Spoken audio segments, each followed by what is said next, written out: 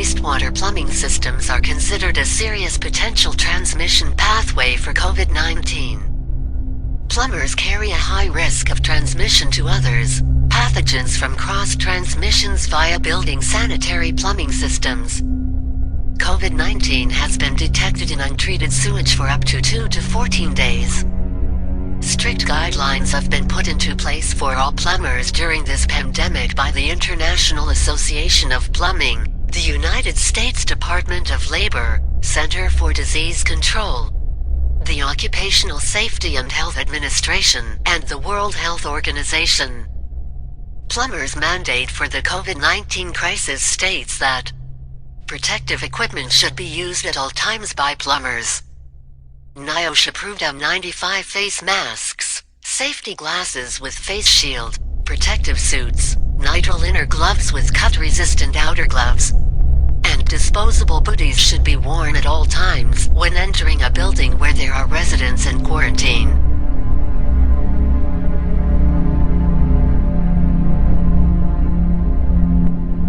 Here, in the city of San Francisco, proof of health violations have been ongoing during the whole course of this pandemic. A company operating under the name of R&L Plumbing have not complied to any of the health protocol guidelines that have been put into place during this pandemic. Most of the plumbing technicians in this company are not licensed plumbers in the state of California. Therefore, none of the safety protocols apply to most of the employees as they have no plumbing license and assume no responsibility. This represents a serious danger to the community. There is a serious risk of contracting COVID-19 from contamination from raw sewage. In this video you can see sewage workers who wear nothing but a small face covering. They load and unload sewage equipment in and out of a basement every day in a building where there are residents who live here under quarantine. These sewage workers are using the pathway designated for the residents who risk contamination when they step outside their front door. This directly contributes to exposure and spread of dangerous pathogens which carry the deadly COVID-19 disease. There is a high amount of potential liability from exposure that has been established. No such sewage equipment and high volume of foot traffic should be present in a building where residents are living in quarantine. Coronavirus cases have been proceeding in court on a negligence premises liability factor.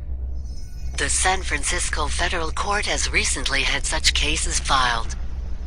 Because of the rapid growth rate of coronavirus infections and person-to-person transmission, the Public Health Department and the Department of Justice have placed emphasis on criminal enforcement. The Justice Department has a renewed focus on prosecuting individuals, company executives, managers, supervisors, and business owners for such violations.